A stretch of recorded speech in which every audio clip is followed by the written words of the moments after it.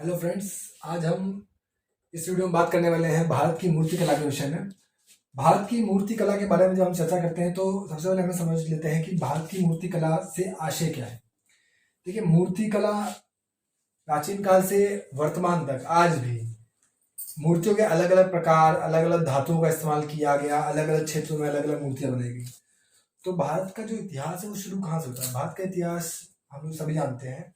भारत का इतिहास प्रारंभिक तौर पर हड़प्पा सभ्यता से शुरू होकर वर्तमान में आधुनिक काल तक जाता है। लेकिन अब हमारी जो प्रतियोगी परीक्षा है उनमें किस टॉपिक से कैसी मूर्तियां पूछते हैं, हम उन पे आज चर्चा करते हैं। ठीक है, सबसे पहले देखिए, मूर्ति कला को भारत में बेसिकली 3 पार्टों में बांटते हैं। मतलब मूर्ति कला की 3 शैलियां प्राचीन भारत में प्रचलित थी। वो 3 शैलियां कौन सी थी? सबसे पहले आपकी एक शैली थी जिसको कहते हैं गांधार शैली। ठीक है, गांधार शैली, ये गांधार नाम क्यों पड़ा है? देखिए, आप लोगों ने पौराणिक ग्रंथों में पढ़ा होगा गांधारी का नाम। बेसिकली गांधारी का संबंध अफगानिस्तान या काबुल के क्षेत्र से था, और वहीं पे जो अफगानिस्तान का एरिया है वहीं पे कंधार, आपने सुना कंधारा विमान हाईजैक की घटना, कंधार, गंधार या गांधारी, गांधारी अफगानिस्तान से जुड़ी थी। तो जो गांधार मूर्ति कला है, मतलब ये गांधार मूर्ति कला का एक प्रकार है। मूर्ति कला के 3 प्रकारों में से एक प्रकार गांधार मूर्ति कला। तो जो गांधार मूर्ति कला है, जिसका मतलब ये अफगानिस्तान, इसका मतलब आप लोग समझ गए होंगे कि अगर ये हमारा भारत है, ये हमारा भारत है, तो जो हमारा ये वाला एरिया यानी कि अफगानिस्तान, पाकिस्तान, सिंधु क्षेत्र, यहाँ पे जो मूर्ति कला का प्रकार विकसित हुआ उसको कहा गया गांधार मूर्ति कला। ठीक है, तो आप लोगों ने देखा कि गांधार मूर्ति कला किस क्षेत्र से संबंधित है? बेसिकली भारत का जो पश्चिमी क्षेत्र है, भारत की पश्चिमी क्या, भारत की उत्तर पश्चिम सीमा वाला क्षेत्र जो है, ये आपका है गांधार मूर्ति कला से संबंधित। तो कभी आपसे पूछे किस एरिया से संबंधित है गांधार मूर्ति कला, तो भारत की उत्तर पश्चिमी सीमा से रिलेटेड है। ठीक है, इसके अलावा गांधार मूर्ति कला की दूसरी महत्वपूर्ण बात क्या है? अच्छा, यही पे हमें एक साथ पढ़ते चलिए। दूसरी मूर्ति कला जो है उसका नाम क्या है? मथुरा मूर्ति कला। अब मथुरा तो आप सभी जानते हैं, उत्तर प्रदेश के पास ही मथुरा का एरिया है। यानी कि मथुरा कहाँ? मथुरा के पास बहती, आप लोग जानते हैं, भगवान कृष्ण की भूमि, यमुना नदी के पास का जो क्षेत्र है मथुरा, वहां पे जिस मूर्ति शैली का विकास हुआ उसको कहा गया मथुरा मूर्ति कला। किस जगह पे? यमुना नदी के आसपास क्षेत्र, उत्तर भारत में। ठीक है, तो इसका भी आपने क्षेत्र पढ़ लिया। तीसरी मूर्ति कला जो है ये अमरावती मूर्ति कला। अमरावती मूर्ति कला कहाँ विकसित हुई? अमरावती कहाँ पे है बताइए? भारत में आप सभी जानते हैं, वर्तमान में तेलंगाना की राजधानी और आंध्र की राजधानी के बीच विवाद है। जब वो दोनों विभाजित हुए तो उनमें से एक की राजधानी अमरावती को बनाया गया। तो अमरावती ऑब्वियस सी बात है दक्षिण से रिलेटेड होगी। यानी कि जो कृष्णा नदी है, हमने पिछले एक वीडियो में आपको बताया था कि कृष्णा नदी कहाँ बहती है। तो आपको पता है कृष्णा नदी कहाँ बहती है? महाराष्ट्र से निकलने के बाद आंध्र प्रदेश होते हुए ये बंगाल खाड़ी में गिरती है। तो जो कृष्णा नदी के दक्षिण क्षेत्र है, यानी कि इस तरह समझिए कि अगर ये आपका भारत है और यहाँ से निकल के नदी यूं बह रही है, तो जो इसके इस साइड का क्षेत्र है ये होगा आपका अमरावती मूर्ति कला संबंधित। ठीक है, तो आपने देखा कि गांधार मूर्ति कला, मथुरा मूर्ति कला और अमरावती मूर्ति कला किन क्षेत्रों से संबंधित है, कहाँ पे इस प्रकार की मूर्ति कला विकसित हुई। अब ये तो बात हुई क्षेत्र की। अब काल कौन से थे? देखिए, जो आपका गांधार मूर्ति कला है इसका काल है बेसिकली 50 ईसा पूर्व से लेकर 50 ईसा पूर्व से लेकर 500 ईस्वी सन तक। ठीक है, 500 ईस्वी सन तक। अब आप लोग ये बताइए, जैसे 50 ईस्वी सन, ये काल किस शासक से संबंधित है? देखिए, ये काल आप अगर याद करना चाहें तो आप याद कर सकते हैं। यहीं पे मैं आपको बताता हूँ। कुषाण शासक, शक संवत कुषाण शासकों ने कब चलाया? शक संवत कुषाण शासकों ने चलाया 78 ईस्वी के पास, आपको याद है 78 ईस्वी में। और 50 ईस्वी पूर्व यानी कि पहली शताब्दी ईसा पूर्व से ये गांधार मूर्ति कला के यहाँ पे मतलब प्रमाण मिलने लगते हैं और धीरे धीरे ये मूर्ति कला विकसित हुई। और तो इसका टाइम आपने याद किया 50 ईसा पूर्व से 500 ईस्वी। मथुरा मूर्ति कला का टाइम याद करना तो याद कर सकते हैं पहली से तीसरी ईस्वी सन तक।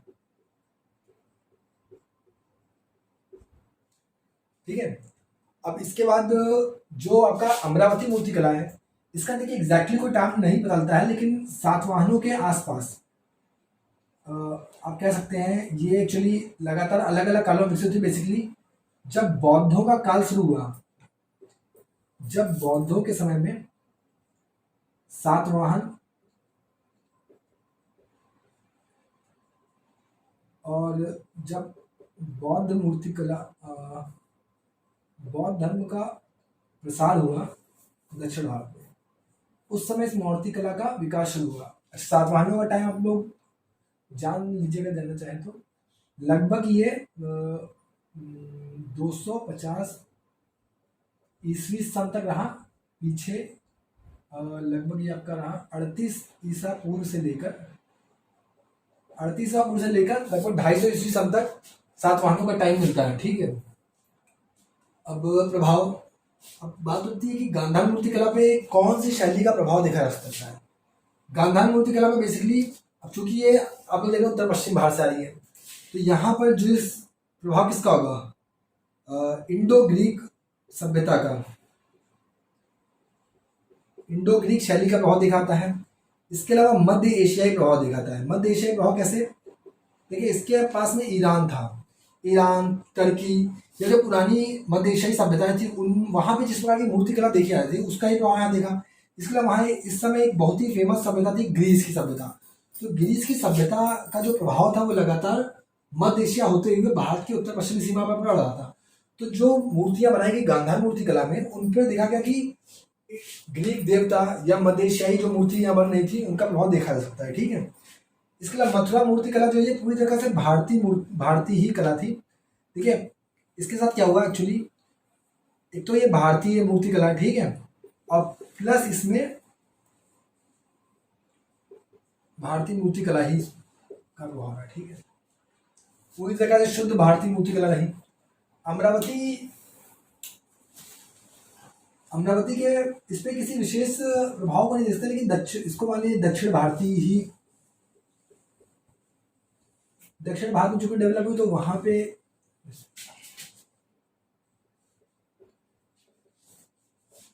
दक्षिण भारतीय संस्कृति से प्रभावित देखी जा सकती है। ठीक है। विशेषकर जातक कथाओं से रिलेटेड है।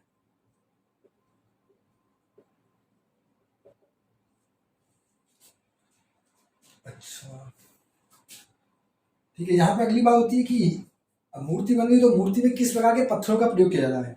पहले हमने पढ़ा क्षेत्र क्या था, काल क्या था, वो किन चीजों से प्रभावित हुई। तीसरा सामग्री, मूर्ति बनाने के लिए एक सामग्री लगेगी, वो कैसी सामग्री थी ये बात होती है।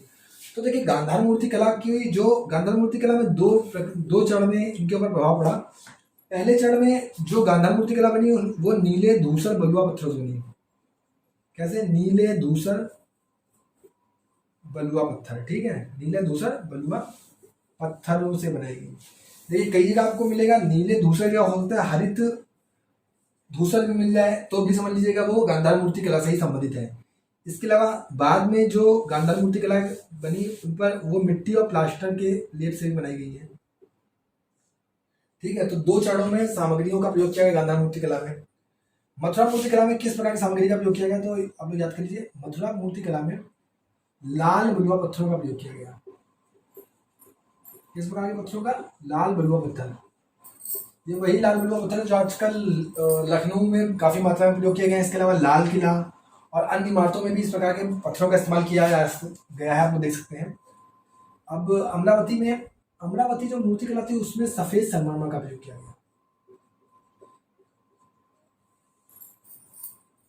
तो आप लोगों ने देखा कि अमरावती में किस प्रकार के पत्थरों का प्रयोग किया गया, सफेद संगमरमर। देखिए सफेद संगमरमर भी लिया गया, लाल बलुआ पत्थर, इनको धीरे धीरे छांट के मूर्तियां बनाई जाती थी।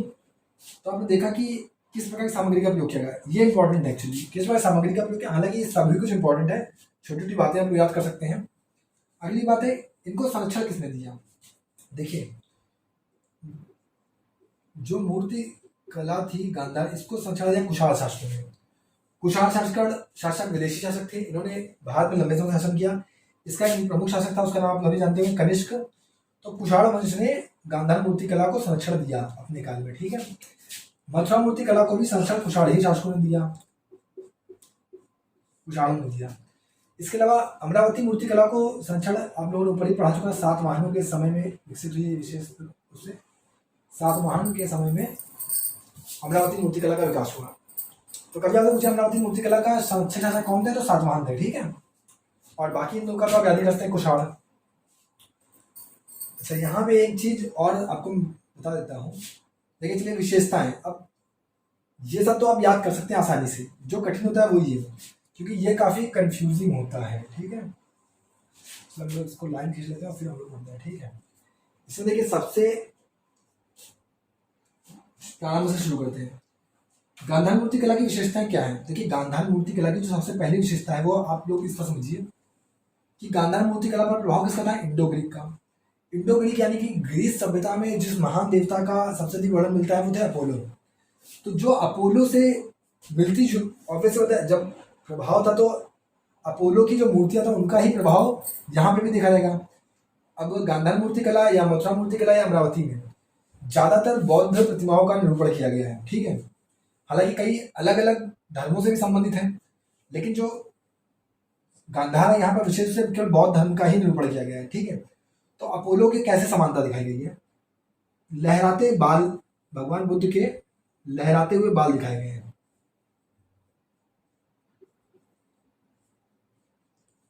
एक तो ये पहली इंपॉर्टेंट, लहराते बाल, प्लस बालों में सौंदर्य और लावण्य का प्रदर्शन किया गया है। सौंदर्य और लावण्य, ठीक है, पहली विशेषता। दूसरी विशेषता क्या थी बुद्ध की प्रतिमा की? बुद्ध ने जो कपड़े पहने थे पारदर्शी वस्त्रों को पहनाया गया है। वस्त्र ऐसे बने कि वो पारदर्शी है, ठीक है, पारदर्शी वस्त्र। दूसरी महत्वपूर्ण बात। तीसरी महत्वपूर्ण बात क्या है? भगवान बुद्ध की जो मूर्ति है उसमें उनकी आंखें जो हैं, एक तो देखिए आंखों, जो उनकी आंखें बनाई गई हैं, विशेष रूप से यहाँ आप लोग यह याद रखिएगा कि आंखों पर बेसिकली मध्य एशियाई प्रभाव देखा जाता है। किस प्रकार का प्रभाव? मध्य एशियाई। देखिए लहराते वालों पारदर्शी वस्त्रों पे इंडो ग्रीक प्रभाव है, ठीक है, लेकिन आंखों में मध्य एशियाई प्रभाव है। आंखें जो है वो आधी बंद है, आधी बंद आधी खुली, ठीक है। जब आधी बंद होंगी तो आधी खुली ऑब्वियस सी बात होंगी, आधी बंद आधी खुली। अब आधी बंद और आधी खुली अगर आंखें हैं तो इसका मतलब वो किस मुद्रा में है? ऑब्वियस सी बात है, ध्यान मुद्रा में है, ठीक है। 3 पॉइंट। अगला पॉइंट, भगवान बुद्ध जो है की विशेषता यह है कि बुद्ध के सर के पीछे उभार या जटा दिखाई गई है, ठीक है। उभार, सर पर उभार,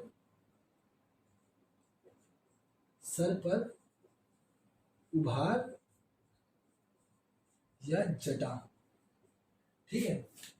एक पांचवा पॉइंट है कि भगवान बुद्ध की, अब देखते होंगे जो जब किसी देवता का वर्णन दिखाते हैं तो उनके चेहरे के पीछे एक आभा मंडल को दिखाया जाता है, पीछे एक आभा मंडल दिखाया जाता है। तो ये जो आभा मंडल है इसको प्रभा मंडल भी कहते हैं, ठीक है। प्रभा मंडल या आभा मंडल कह सकते हैं। ये प्रभा मंडल जो है क्या ये अलंकृत है? तो आप लोग जान लीजिए कि ये अलंकृत नहीं है, ठीक है, या कह सकते हैं कम अलंकृत है, इसमें कम अलंकृत है, ठीक है। तो आपने कुछ बातें पढ़ ली हैं, इसके अलावा ठीक है, अब हम बात करते हैं मथुरा मूर्ति कला की विशेषताओं पे। इसमें भगवान बुद्ध कैसे दिख रहे हैं? प्रसन्न चित्त मुद्रा में, ठीक है, प्रसन्न चित्त मुद्रा में है भगवान बुद्ध।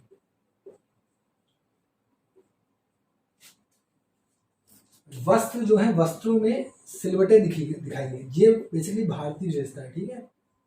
वस्त्रों में सिलवटें, ठीक है। शरीर जो है वो भगवान बुद्ध का हष्ट पुष्ट शरीर है, हष्ट पुष्ट शरीर है। अच्छा यहां पे एक विशेषता और लिख लीजिए, यहां पे एक विशेषता ये है कि भगवान बुद्ध की जो मांसपेशियां हैं, मांसपेशियों में सूक्ष्म अंकन किया गया है,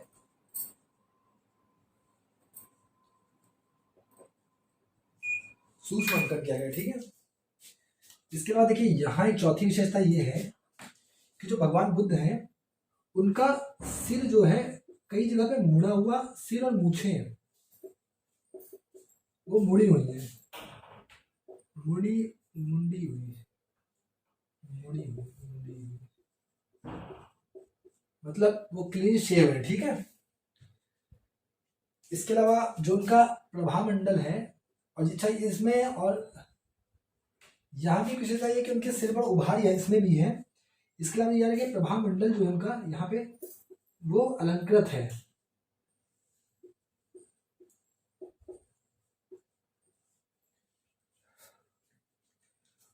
प्रमंडल अलंकृत। इसके अलावा देखिए एक चीज विशेषता ये है कि यहाँ पे उन्होंने आभूषण पहने दिखाए गए उनको, आभूषण पहना दिखाया गया है, क्योंकि यहाँ पे उनके शरीर उनके पास कम आभूषण है या आभूषण नहीं है। और एक विशेषता यह है कि इसमें वो पद्मासन मुद्रा में देखे गए हैं, उनकी जो मूर्ति है उनको पद्मासन मुद्रा में देखा गया, ठीक है। तो ये अलग अलग विशेषताएं हैं। बेसिकली इनमें आप बहुत कंफ्यूजन है, तो इसको थोड़ा अच्छे से याद कर लीजिएगा। और फिर अमरावती तो बड़ी आसान सी है। देखिए इसमें जैसा आपने देखा कि इन दोनों में आपने देखा कि भगवान बुद्ध की जो विशेषताएं हैं बताते समय, उसमें भगवान बुद्ध की व्यक्तिगत विशेषताओं पे बहुत बल दिया गया है, लेकिन अमरावती में बुद्ध की व्यक्तिगत विशेषताओं बल नहीं है। व्यक्तिगत विशेषता पर बल नहीं दिया गया है। इसके अलावा इसमें मूर्तियां बनाई गई हैं, गतिशील मूर्तियां हैं।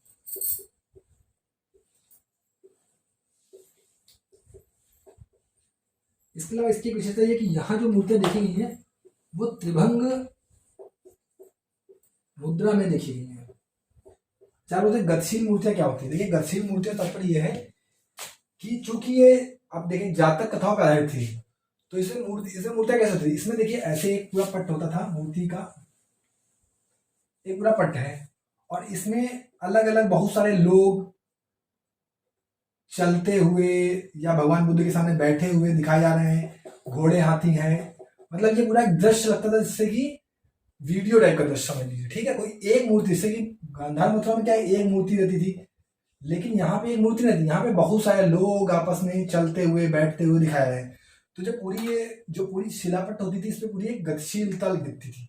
इस बार की सातवाहन काल में देखी गई, ठीक है। इसके अलावा देखिए एक पॉइंट इसमें और नोट करने वाला, मथुरा मूर्ति कला में अलग से जगह नोट कर लिए, बड़ा इंपॉर्टेंट है। देखिए इस पर जो है बेसिकली बुद्ध मूर्ति कला, बौद्ध धर्म का ही प्रभाव दिखा गया है। अमरावती पे भी बौद्ध धर्म का प्रभाव दिखा गया। देखिए जो मथुरा है इसमें बौद्ध, शैव, वैष्णव तीनों धर्मों का प्रभाव दिखाता है, ठीक है। और जो मथुरा मूर्ति कला है इसमें कई मुद्राओं को, भगवान शिव की कई मुद्राओं को लिंग या मुखलिंग के रूप में दिखाया गया है, लिंग या मुखलिंग के रूप में, ठीक है। इसके अलावा जो हितु देवी देवता इसमें दिखाए गए थे वो विभिन्न प्रकार की एक अवस्था होती है अवायुधास, अवायुधास मुद्रा में हिंदू देवी देवताओं को दिखाया गया, ठीक है। तो बस ये याद रखिए कि इसका संबंध केवल बौद्धों से है, इसका संबंध केवल बौद्धों से ही है, क्योंकि इसका संबंध जो है इन तीन धर्मों से, बौद्ध, शैव और वैष्णव धर्म से, ठीक है। तो ये थी आपकी पूरी मूर्ति कला, गांधार, मथुरा, अमरावती। पूरे भारत में इस मूर्ति कला का प्रचलन हुआ, ठीक है।